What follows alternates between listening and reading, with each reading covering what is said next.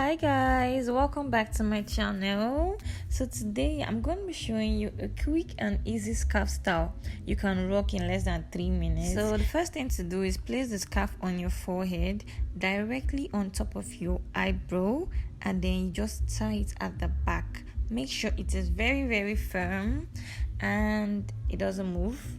If it's not tight, tighten it again. Once you're done, you take the left hand side and you make a small twist. You can call it a fold.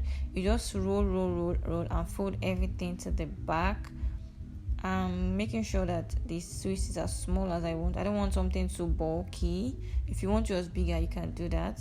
Once I'm done twisting it, I'm going to tuck it in at the back, and for the other hand I'm just going to roll it a little bit and then twist it and tuck it in again. And there you have it. Super quick, easy, and something so pretty.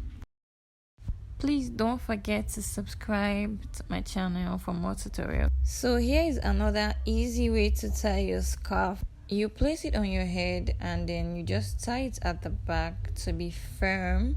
We don't want our scarf to fall off. Then just gently push it backwards so it can look a bit nicer.